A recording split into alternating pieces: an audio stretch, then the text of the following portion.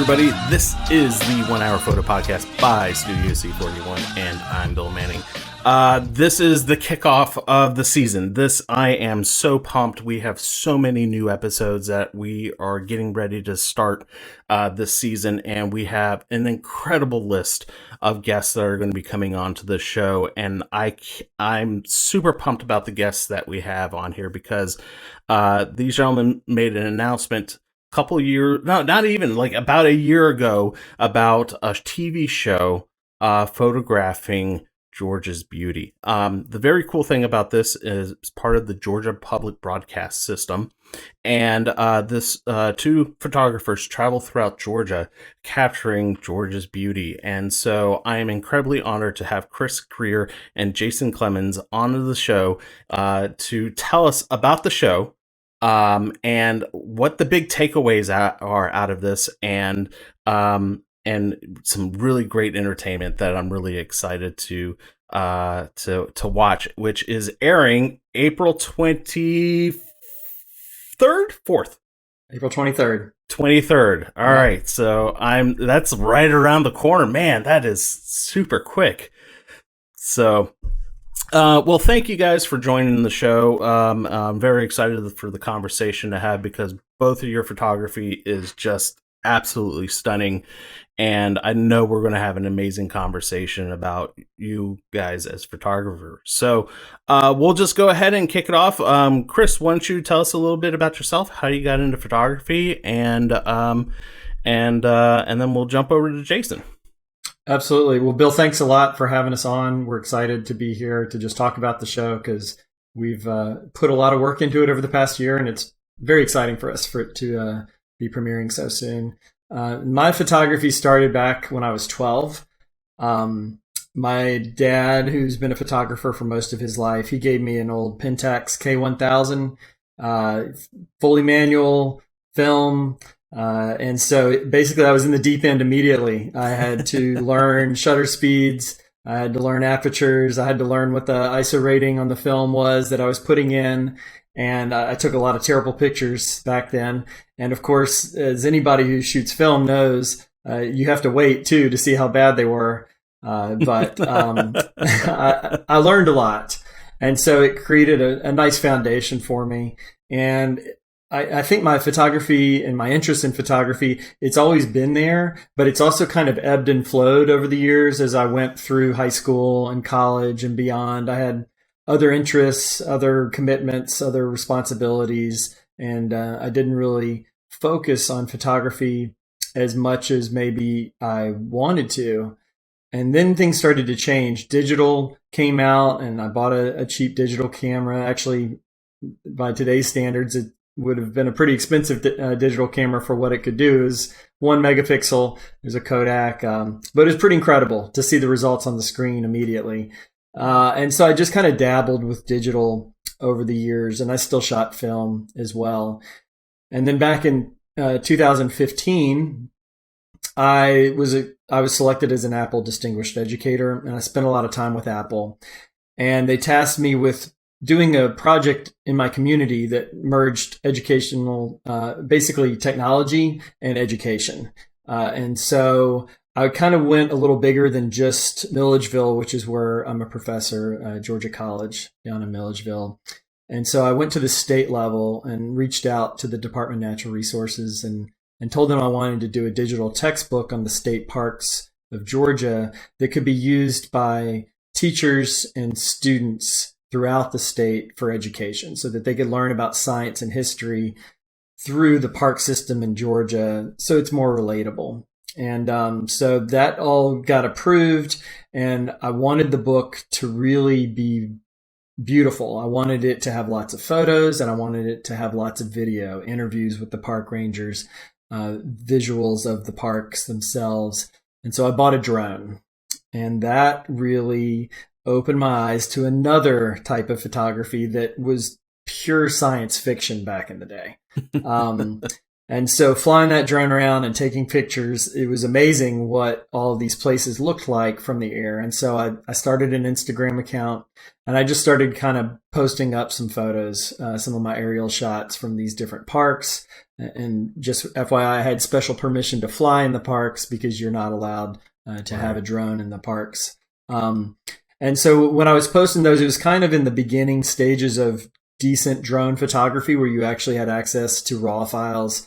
And so people were pretty intrigued, to say the least. They were seeing things that they'd never seen before because just the way you can fly that around and take pictures. And so I kind of built a following on Instagram, primarily from being a drone photographer. In fact, my Instagram handle was Up Above Georgia back then. And cool. yeah, so I won't get into how Jason and I met, but that did lead to meeting Jason eventually. After I did the drone thing for a while, I started to get kind of tired of it. I like the intimacy of traditional photography more because I'm in the landscape instead of just flying around above the landscape. And so I've really gravitated back to traditional photography over the past probably 3 years. And now it's very rare that I take a photo with my drone. I still do it from time to time because of conditions or the accessibility of the location. Sometimes it just almost demands a drone shot, but most of the time it's with a traditional camera now. That's cool. Yeah, I got into drone for a little bit, and then it wasn't until I lost control of it and flew it into a waterfall. And I recovered it. It still works perfectly fine and everything, and I was just totally blown by it. But that was probably the most nerve-wracking moment, and so now my wife gives me a hard time. She's like, "You got this amazing drone. Yeah.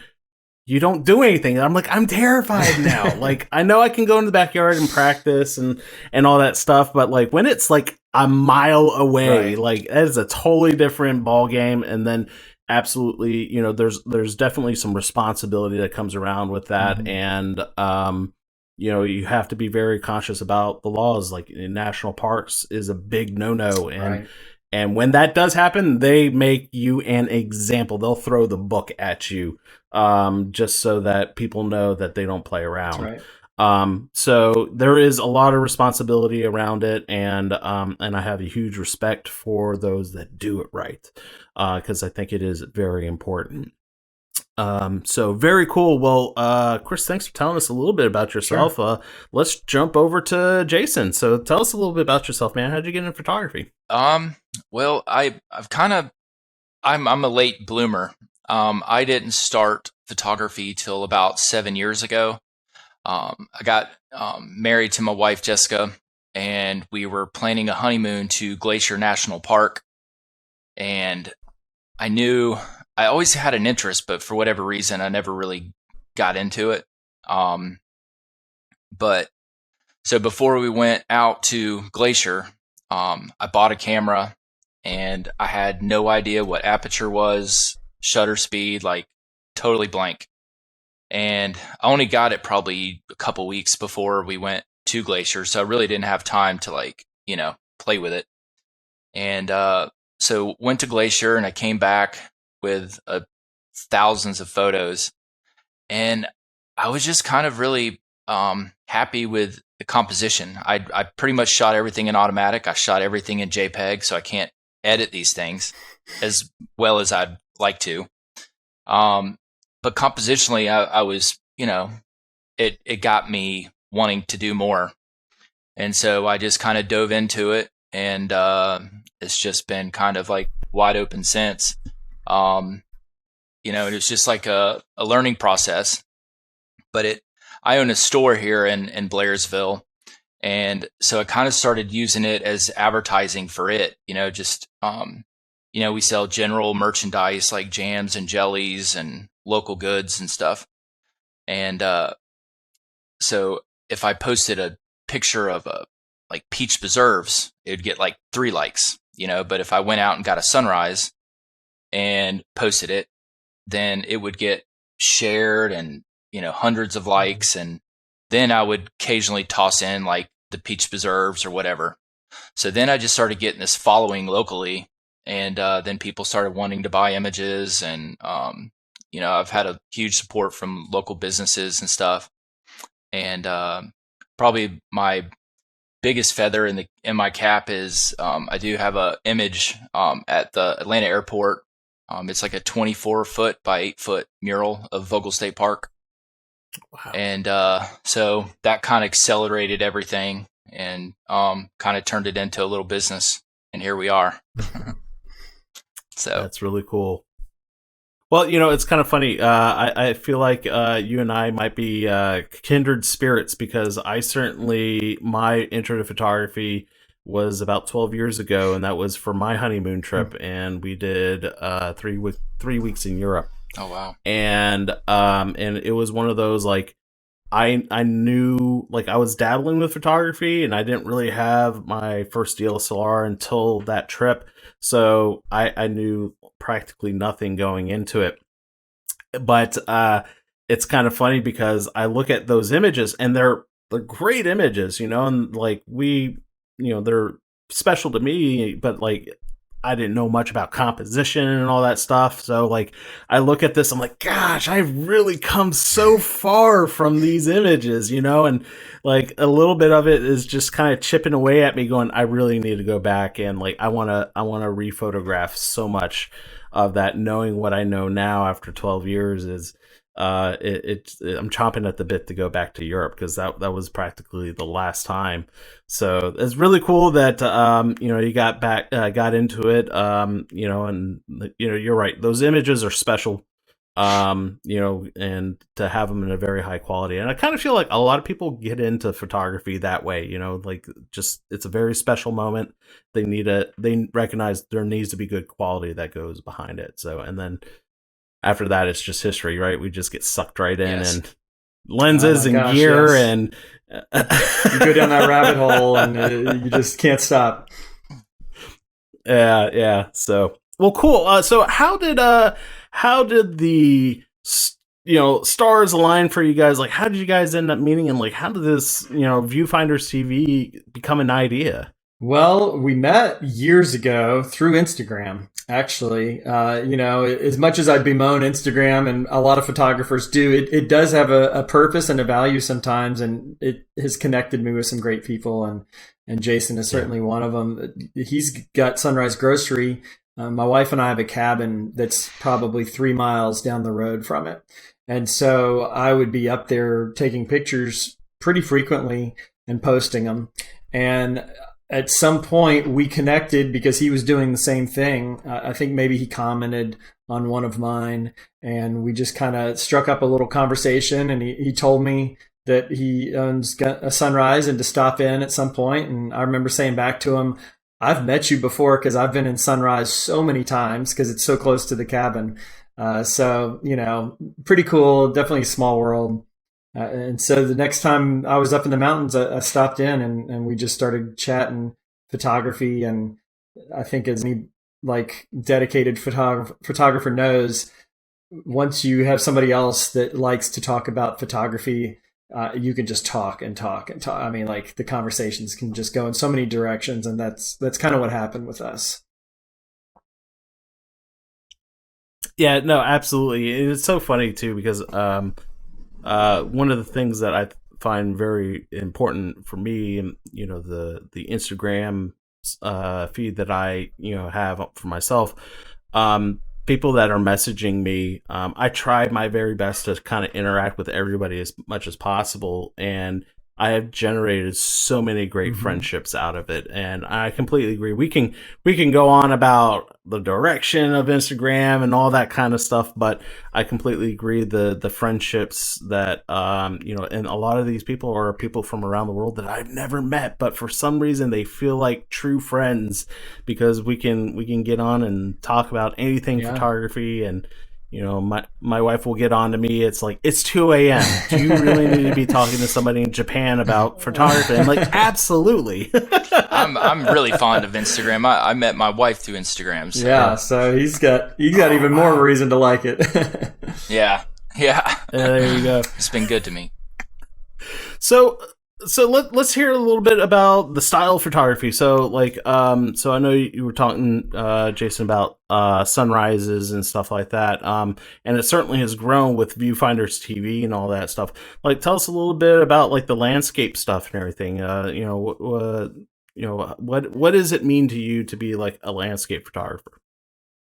Uh, Landscape it's one of those things. It's kind of like there's so many things. There's the piece of it, you get out in the woods and you're hiking with, your spouse or friend or whoever it may be.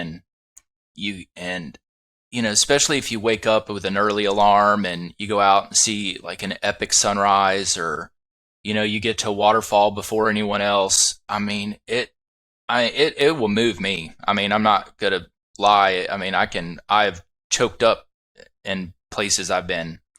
And so I think that's the connection for me. It's just being out in it.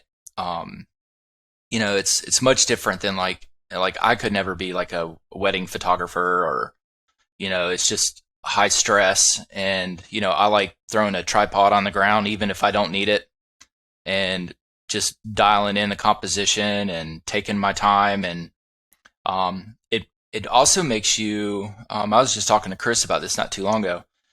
It makes you notice everything. Like I just went to the Smokies and we got along the Pigeon River, and you pay attention to the texture of the bark on a tree and how the roots go away from the tree, how the rocks are set up along the into the river, where's the river pointing. And so anybody that would walk up to where that spot was would sit there and think like, wow, this is pretty. But they don't absorb themselves into the texture of the tree and where the roots line up. So I think it really dials you into your surroundings more. And I think that's the addiction for me with landscape photography, is just it really makes you pay attention to what's around you, and it really makes you notice just how pretty things are. And I'll add in too, just with what Jason was saying. I think, we hit it off and started talking photography, and we planned a hike. And Jason, we went to a waterfall neither of us really knew, right? Was our first hike. Right. We both were aware of it. And you had stopped in that day and was talking about taking your drone up to see that waterfall.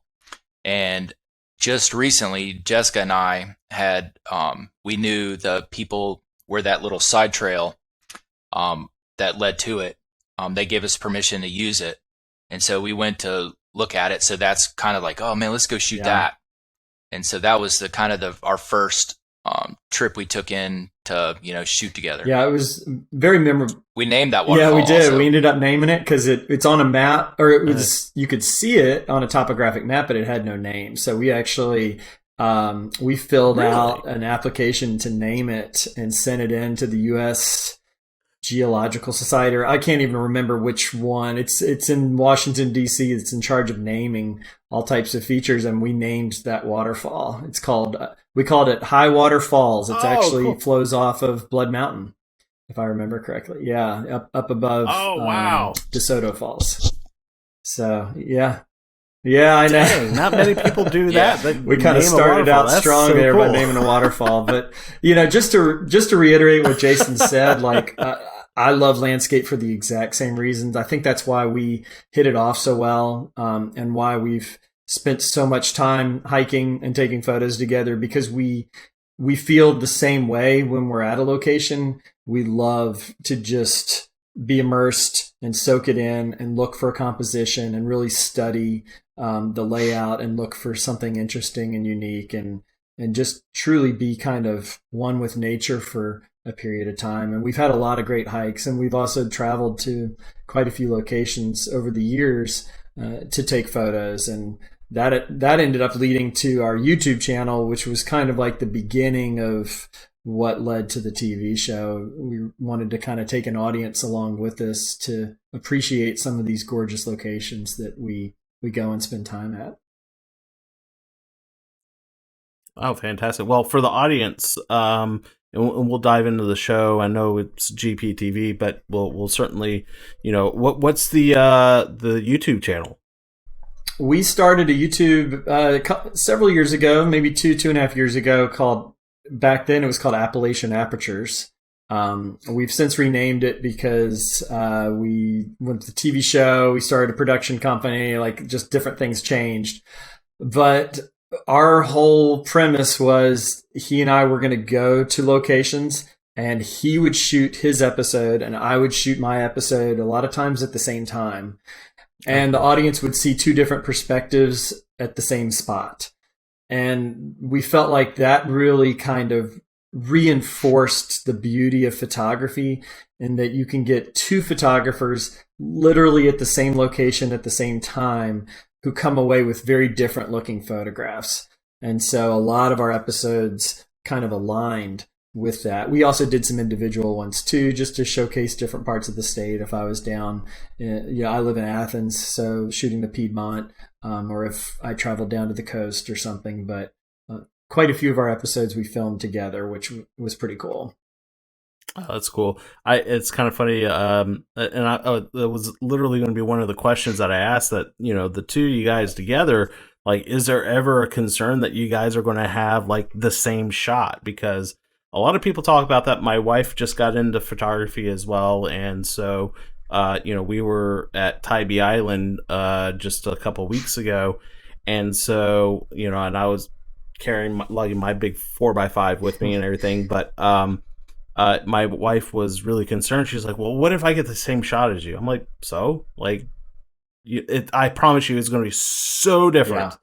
Yeah. And I think that's the kind of the cool part about, my 4x5 is a very methodical, framed out, and like it's one shot. Right. And, she's running around with her Canon 35 where, there was a pigeon that like had flown down right under the pier. Mm-hmm. And I was like, oh my gosh, I don't have my holder ready to go. And I know if I move the pigeon's going to fly away. And it was just like this beautiful, and my wife just really quietly went, snap. Yeah. I was like, see, my point exactly. You got this. Right. And I did it. And you know what? I'm okay with that. And I'm so happy, and it came out fantastic for her. And I'm super, super happy for her. So yeah, absolutely. That's really cool that, two photographers see the world differently. Something can be presented in front of you and have two totally different perceptions of the world. I can learn from Chris. I mean, he's a great photographer, and so when I see him lining up and he's like, we're talking about what we're seeing, and so it's seeing a photo in real time through his eyes, and composition is, to me, that's just what I like. It's the challenge, and so I think once you think like you can't learn from somebody or you're better or whatever, you've plateaued. And so I enjoy, shooting with Chris and seeing what he shoots. And when we go to the same location, we try to be different. Like there's one part of the episode where we touch on like, I had a composition that, not that I found it, but I set up on it that Chris liked, but he ventured out and got another great image. But usually we get different stuff. I mean, we do shoot different. We have slightly different editing styles. But he's so I'm all for learning, and I can definitely learn from Chris. I think that's something that's really nice, not only about the TV show, but just the years we've spent together taking photos, in that, we go to these places together, and I'll just kind of stand off and watch Jason set up, and then I'll just come over and take a look at the back of his camera, and every once in a while I'll just be like, hey, I'm just going to steal this because it's really good. Shamelessly just take that composition because it's such a great one. But Jason is very good at finding compositions, and sometimes really unique ones that I don't see. Yeah. And I see them in his episodes on YouTube, and I see him when we filmed the TV show. But yeah, I remember I think it was episode 3. We were down in the Apalachicola Bay, and there was a great composition there that he had set up on, and it's a fantastic shot. And I told him in the episode, you'll see it. I'm like, you have the stronger composition here. It's a great shot. So we learn from each other and push each other to get better. And I think that's a great thing about photography. Even the masters, they're always trying to get better, and they have times where they just fall flat on their face and they don't get a good image, and that's okay. I think that happens to truly every photographer, no matter how accomplished you are. Yeah, because we all have that internal voice where we're like, when I see Chris's composition, I'm like, crap, I wish that was mine. But how it lines up, sets some rocks up in front of a waterfall or something. But yeah, it's been good and healthy for my photography. That's awesome. Yeah, I completely agree. Photographer Clyde Butcher in Florida, most well known for capturing the Everglades. We've had conversations where he said there have been days where he went out and had a great composition, but the clouds were not right, and he didn't shoot anything. He just said it was not worth taking the image, and like there have been plenty of days where he just walked away not taking a single image. And like for me, it's just kind of like, man, that is intense. Like for me, at least, I would like go, let me take one at least, like at least make this trip worth it or something like that. And he's like, nope, not even interested in photographing. If it's not right, it's not right. And I'm like, man, that's some dedication to the craft right there. Because I know for sure I would just like click. All right, let's go. So, yeah. Well, that's the difference with Jason and I too. Jason shoots a lot less than I do.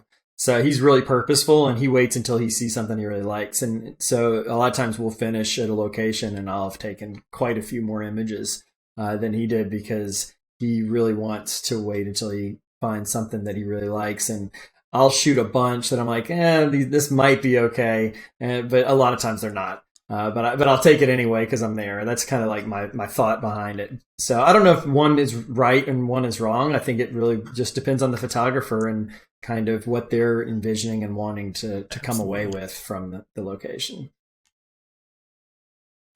Yeah, sometimes I do regret, because I am a low volume shooter. If I don't see something that like really kind of like gets me moving, I just can't pull the camera out. And but then when I get back to editing, I'll pull up an image that reminds me of something that I might have passed up. And I'm like, man, I wish I would have just shot it so I could at least just have something to give it a shot anyway. If I pull it up on the screen and it looks different, but it's just how I am in the field. I'm just a pretty low volume shooter. Yeah, really cool. Well, let's pivot into talking about the show a little bit, because I'm really excited about this, because really, there really aren't any photography related TV shows that I can think of right off the top of my head. I mean, there's a ton of YouTube channels, but I'm talking like, traditional television. There really hasn't been much around it. And so when you guys made the announcement on this, I got really excited because not only is it in Georgia, and we're, you guys are discovering places throughout Georgia and talking about so many locations. It's a show that I can certainly relate to as well, right? And so I really gravitated to the project that you were guys working on, and I have to say I am super impressed to see the progression from like this idea to getting sponsors, and then actually booking a deal with Georgia Public Broadcast. I mean, like it was kind of like along the ride with you guys and just kind of watching everything, your growth, and it's been amazing. So let's talk about Viewfinders TV. But before we do that, here is a small trailer of that show. Got over 4,000 miles of designated trout water. That's almost unheard of. If you go someplace dark, like the Okefenokee Swamp, and you look up, you'll be amazed how many more stars there are. The city of Atlanta could not exist without this river here. So where are we going now, Jason? So we're just going north. Okay. Actually, we're going to go south on the AT. All right, so we're lost. Yes. Our primary reason for existence is to maintain the Georgia Appalachian Trail. The world's longest urban whitewater, right here in Columbus. When you take that ferry over from St. Mary's to Cumberland Island, you're entering a different world. We are responsible stewards now of this natural resource so that the future generations can continue to benefit. All right, so that was a really cool trailer, guys. Tell me a little bit about, the idea of where this came from, and let's dive into the first episode, and let's get the listeners and viewers a little bit of what the show is about. Yeah, well, it's certainly about a year and a half ago, it wasn't on my radar whatsoever. We were doing the YouTube thing and enjoying it, but I'd say it was about last February, maybe, or January, February, something right around in there. Cold. Yeah, it was cold. Jason and I were like, we're going to do one on the AT, foggy day, really cold. It was up near Hogpen Gap, actually, for any listeners that are familiar with that. And so we filmed a YouTube episode, and I was chilled to my core. I was so cold. We got back in the car. We were talking about it, and it was fun. I was miserable at the end because I was so cold, but it's one of those days where you remember it because something really big happened or different happened. I remember the cold of that day. And so he dropped me back off at my cabin. And so I went inside and turned on the fire, and I poured a relatively tall glass of bourbon to try to warm my inner core back up. And I turned on the TV, and it just went right to Georgia Outdoors, which was playing on PBS. And that has been a stalwart on GPV really for a long time. It's been around for years and years. I've watched almost every episode because it's given me ideas of places to travel and photograph. And so I think as the bourbon kind of settled in and my temperature came back to, something a little more comfortable, I started to have this thought like, you know what, we're doing this YouTube thing and we're trying to show how beautiful these places are through the lenses of our cameras. That could maybe be a TV show. And so the more I thought about it, the more I thought it really had potential because, as you've said, there's really nothing like it. I mean, I love photography. Jason loves photography. We watch all of the, big YouTube channels like Thomas Heaton. And so we enjoy watching photography, and it doesn't really have anything on broadcast TV or even on Netflix and Hulu. There was one show on Netflix for a while. I think it was called Chasing Light or something, but it didn't last long. So I called Jason. And I'm like, I got this idea. And I told him about it. And he was like, I could tell he was like, that's really intriguing. That's got, like, if we could pull this off, that would be super cool. And so I had previously done some work with GPB Education on doing virtual reality field trips because my, I guess, quote unquote day job, I'm a professor down at Georgia College. I'm in the College of Education, but I specialize in educational technology. So I was creating these virtual reality field trips that GPB ended up putting on their education website for teachers and students to like visit Cumberland virtually through like VR goggles. Oh, cool. And so I already had a contact there. And so I reached out to her and I said, I've got an idea for a TV show. Is there somebody I could talk to? And so a couple days passed and I heard back, and she basically set something up with her and the vice president of programming, just a Zoom call. And I pitched the idea. I said, Jason and I want to do 30-minute episodes of beautiful locations all over Georgia where it'll be part outdoor adventure, part education, part, just travel and seeing new places, and then also photography. And we'll also talk about photography, not in real technical terms where we might lose the audience because most of the audience doesn't care much about apertures. but composition and things they might be able to do just with their phones to take better pictures. We thought that could have broad appeal because everybody has a pretty decent camera now in their pocket. And so my goal for that pitch was for them to just say, okay, this sounds intriguing, bring us a sample episode. But they really liked it, and they thought it was fresh. And so they said, bring us a short season, which was 4 to 5 episodes. And that's what got the ball rolling. It all changed that afternoon because we realized we had a place to show these episodes. And so now we needed to start the process of filming them and creating them and finding sponsors and all of the things that come with producing a TV show that, quite frankly, I knew nothing about, and neither did Jason. And so we just kind of had to learn it all as we went. So it's been a crazy year, a lot of work, tremendous amount of work. But we're really excited for what we've created. It started like Chris said, then it was just like one domino fell after another. It was crazy. We've been very blessed and like just from support from the sponsors to just instead of getting the opportunity to hand them a pilot, they tell us to give them 4 to 5 episodes.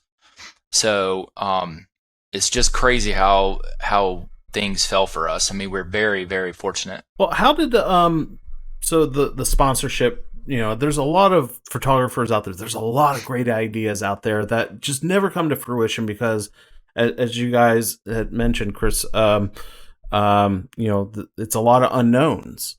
And so, but you guys took it on yourselves to navigate that. What was that process like? I mean, were there grants involved? The sponsorships. I'd like to hear, who backed you up on that. Like let's give them an opportunity to, really, showcase you guys. So, I mean, how did all that come to fruition? Well, Chris actually got an opportunity with REI to lead a workshop, like an online workshop, and then why this was like going on had nothing to do with the Viewfinder show. Mm-hmm. And so behind the scenes, like him and I were talking, like, this would be a good opportunity because he invited me to be a part of the online workshop. And so that's where we got our foot in the door with REI. And, Chris, asked them, then, it went through the process, and then all of a sudden we land REI, which was just like, what? That's huge. Yeah. To their credit, and really to all the sponsors' credit, we had no episode to show them. I think traditionally you've already created a pilot episode that you then use to get your foot in the door to make more. We had the idea, we had the footage we had shot for our YouTube channel, which I just kind of cut together into a montage with some kind of cool music. And that's what we had to sell them on. And so we're very appreciative of the 4 sponsors for the show because they kind of took a risk on us. They didn't really quite know what the show was going to look like because we couldn't show them, but they were willing to invest in it. And also it was kind of problematic because this isn't something we know much about, but there's these, budget years. They were having to make an investment in 2021, but not really see much of a return on that until 2022. And so that was a complicating factor on their end. But they all made it happen. And the show is much stronger because of it, really because it helped fund the purchase of some really great equipment that allowed the show to look really, really nice.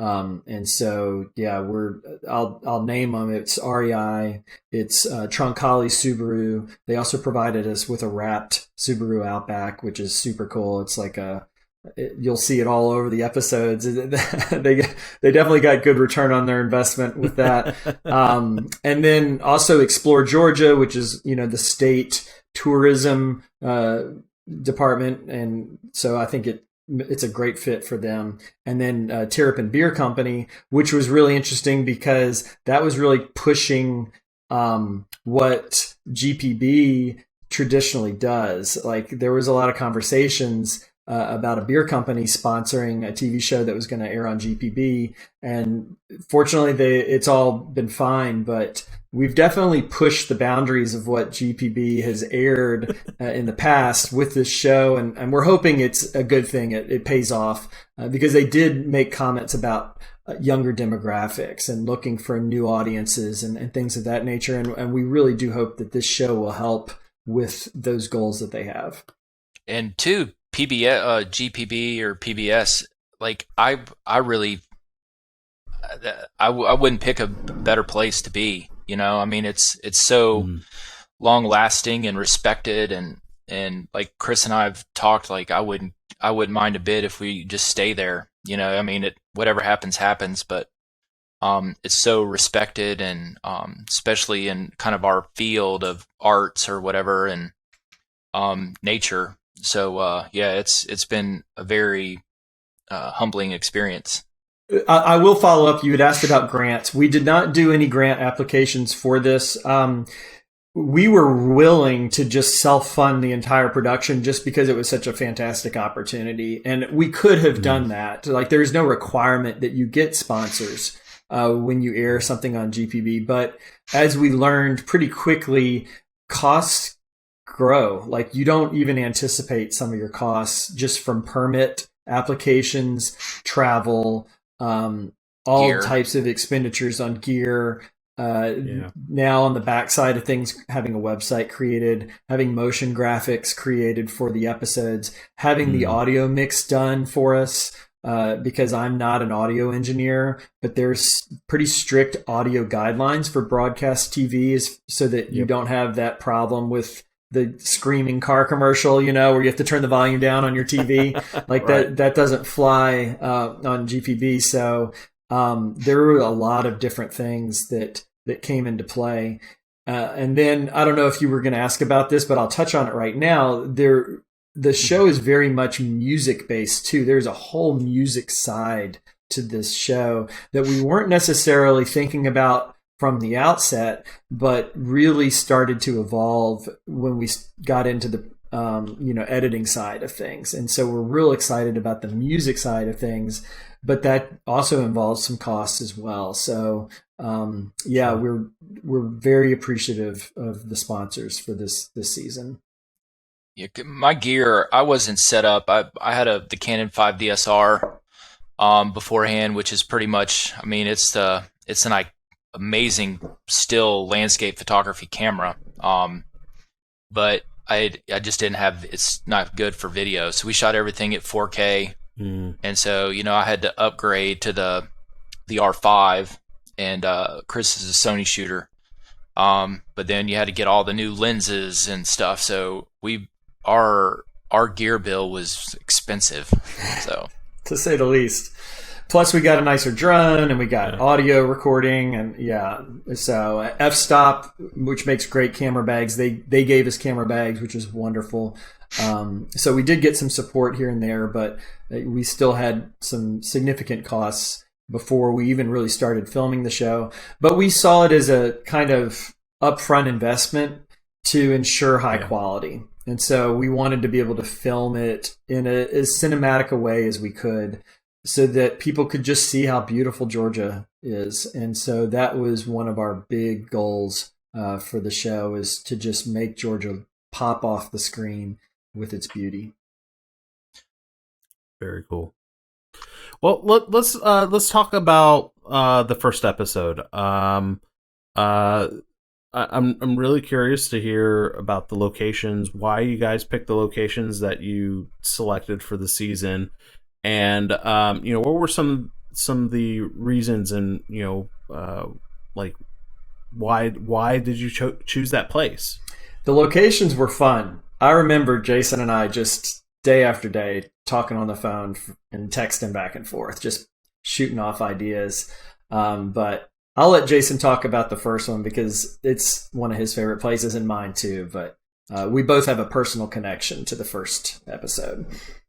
So Chris knows, like, I'm a woodland guy. I mean, if I could pick one aspect, that's what I love is is the woods and trees and stuff.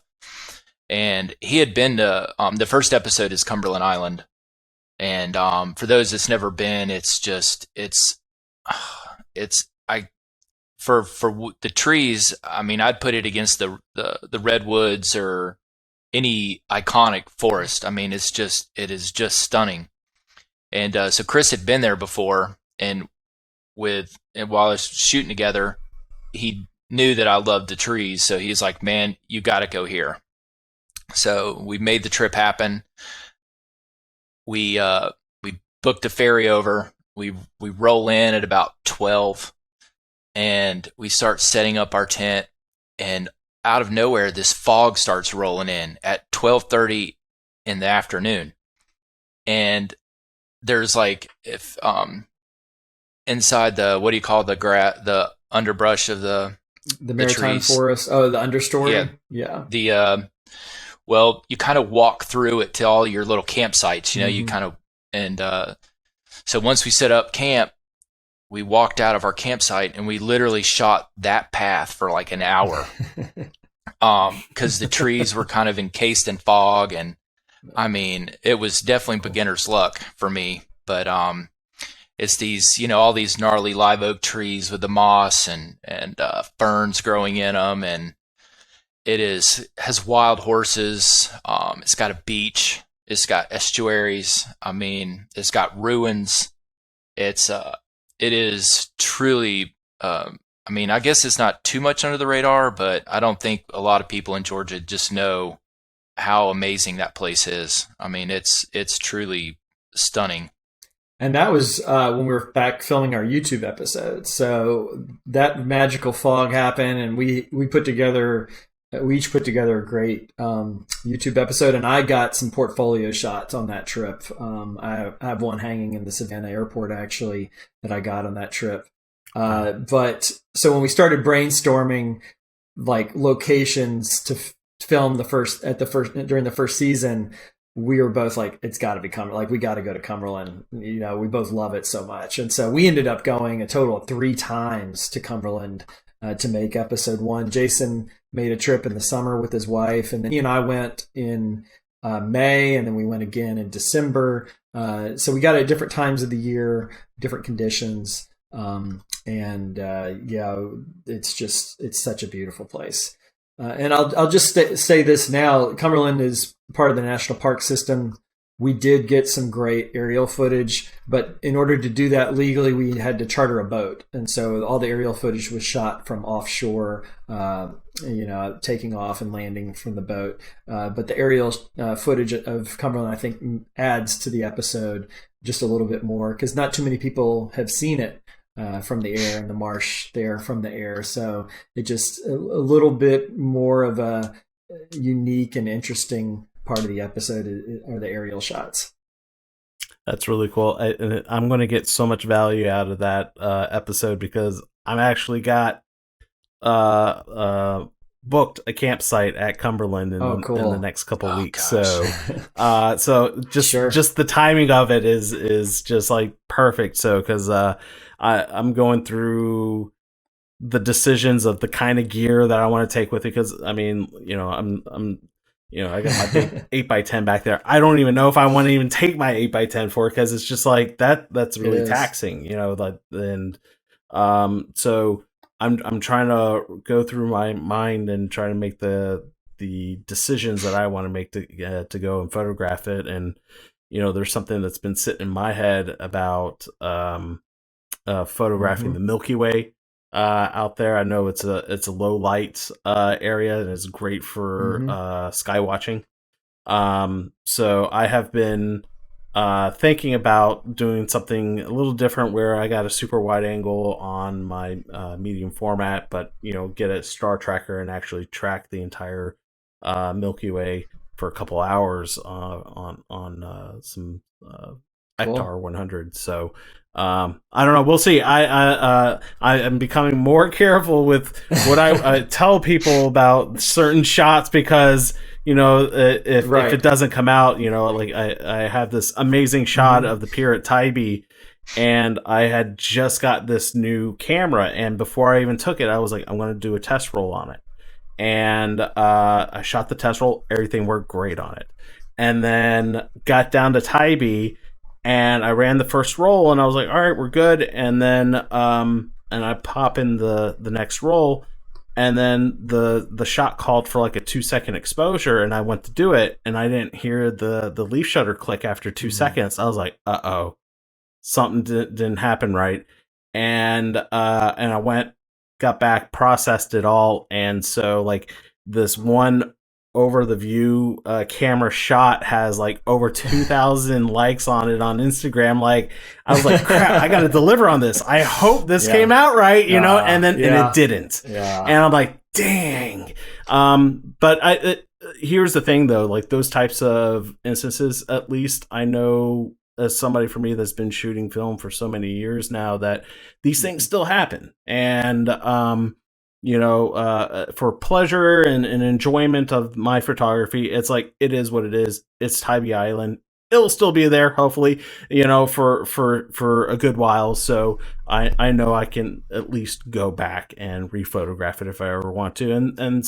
But there were some images, like the 4x5 came out fantastic. I'm very happy with it. So it wasn't like a complete total loss. So, that's just the kind of the game that you play with film, that you you might lose it. And even then with digital, you have memory cards. They can get corrupt, or you just forget them.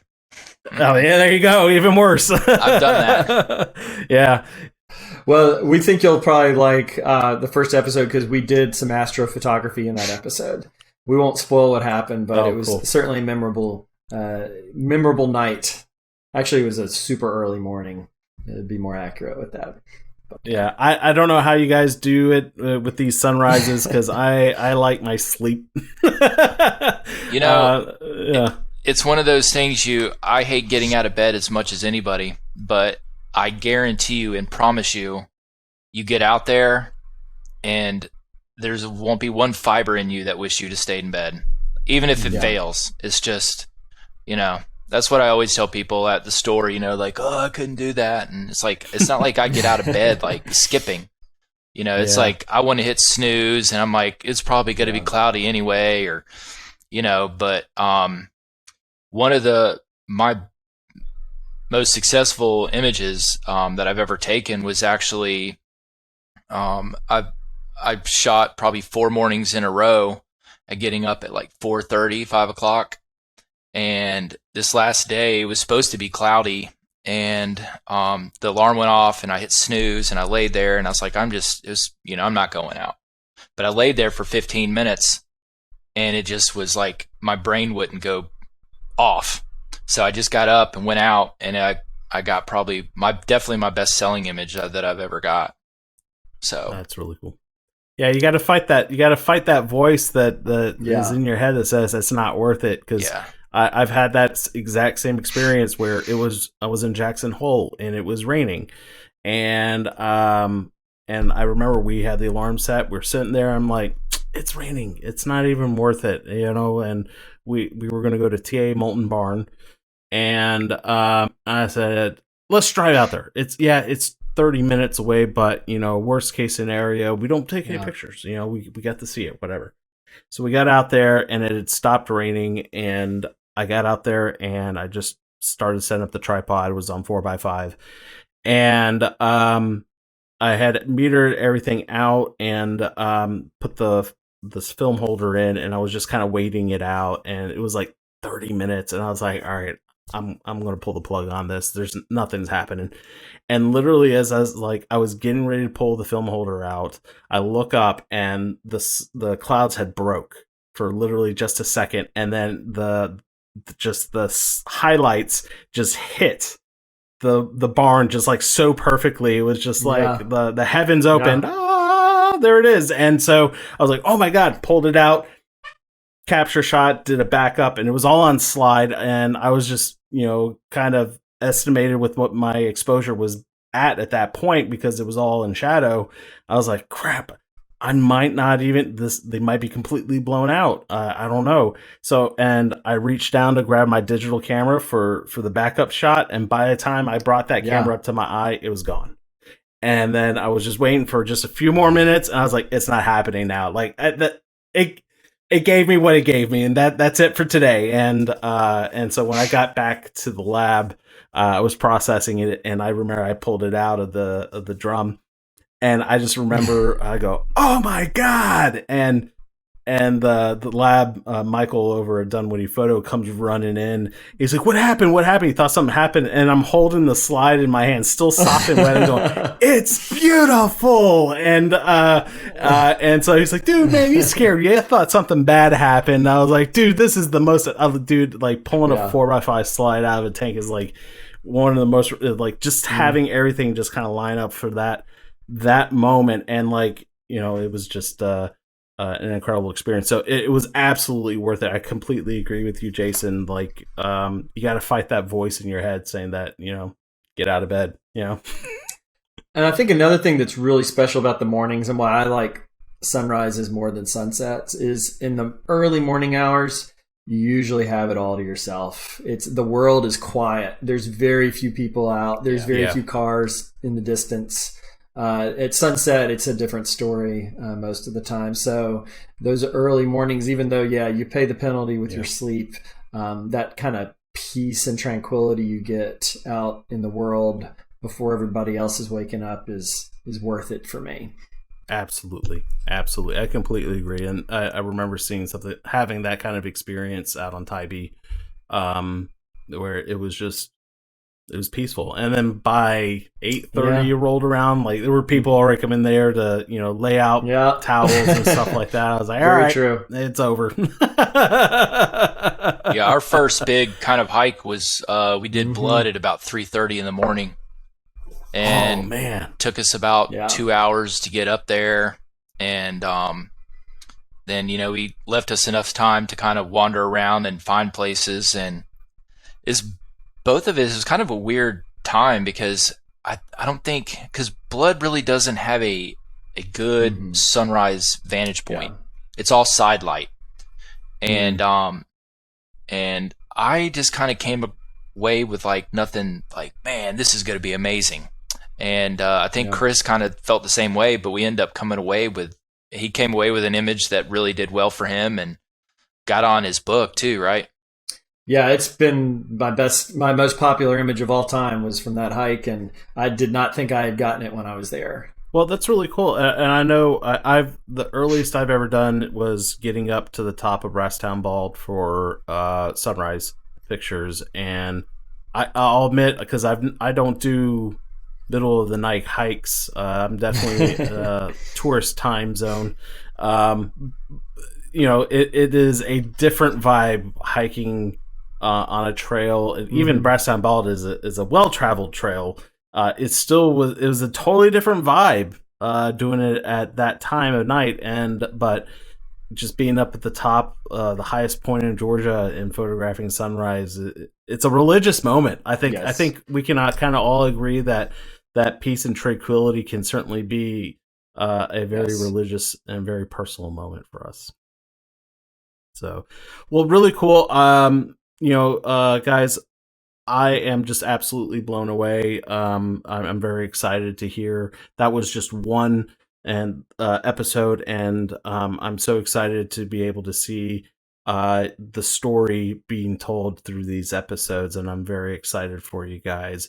And my sincere congratulations to you for a very successful job. So, do you think there might be a season 2? It's looking like there's a season 2. Jason unfortunately had to have a knee surgery. Hopefully not from some of the adventures we were on season 1. I think it was probably a long time coming. So he's healing up from that right now, but we are in the kind of pre-production stage for season 2. We're looking at late summer, fall to start filming those episodes. And we're looking for the season to be a full season, so 8 to 10.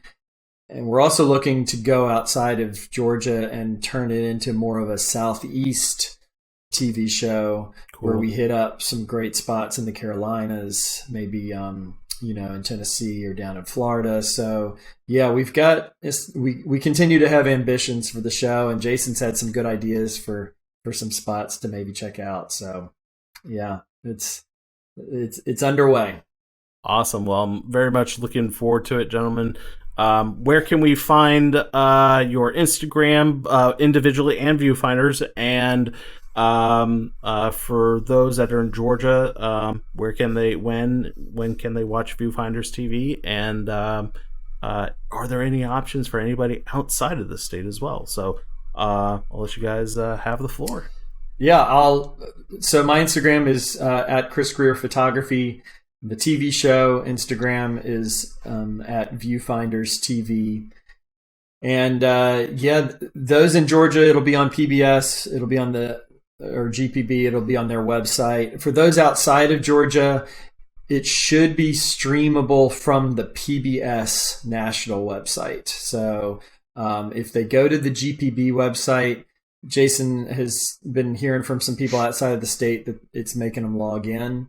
But I watched a couple of the trailers from Florida last week, and I did that through the PBS national website. So we can provide the link for that. But I think anybody in the United States will be able to watch it from there.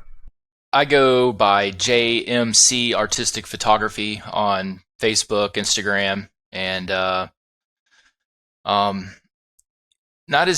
need to be more active on Instagram. I don't get a lot of traction there.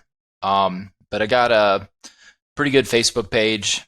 And also I post some images if it's really local under Sunrise Grocery Facebook page. I'll post like Vogel State Park or Helton Creek or some images there, just for the locals. And, but yeah, one thing I do want to throw out there, Chris did this show, edited this show himself, and without a lot of video editing and under his belt, man, it's I've seen all the episodes, and it's Thanks. Beautiful. So very excited for it to get, for the people to see it, and because it's one of those things, like there's a lot of people that can't travel, whether it's due to health or funds or whatever.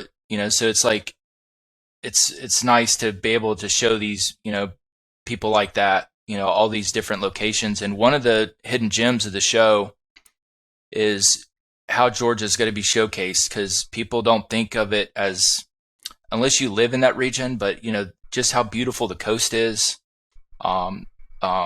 The Georgia has the Okefenokee Swamp, which is one of the most vital swamp areas in the United States. Then we touch on the Chattahoochee River, which is the main water source for Georgia. Then of course we go to Blood Mountain, which is the highest point on the Appalachian Trail. So there's 5.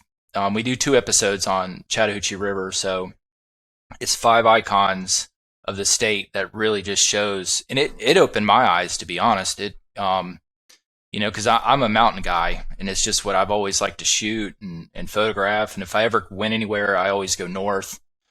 And so just to show people just how beautiful state that Georgia is, and how diverse it is, it's pretty cool.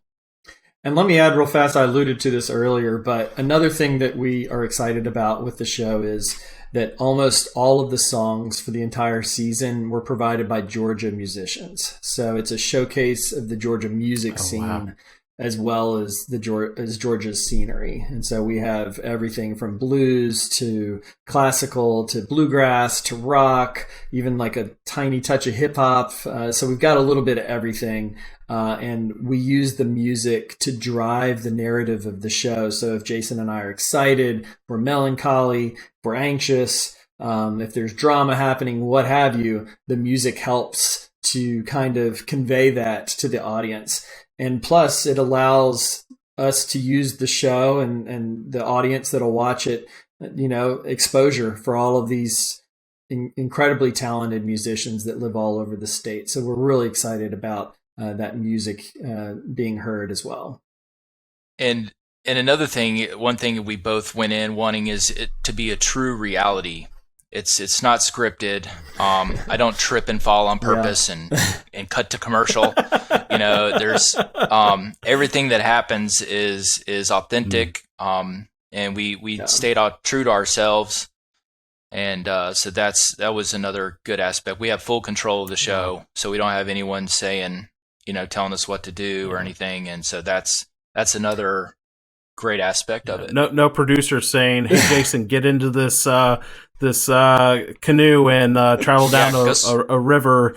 With all the thousands of dollars of gear on you, right? We did that. That doesn't happen. We did at that, all, right? but it was by choice. We weren't told that it would make for good TV. We certainly had a lot of adventures. Things didn't always go perfectly according to plan, but that's life.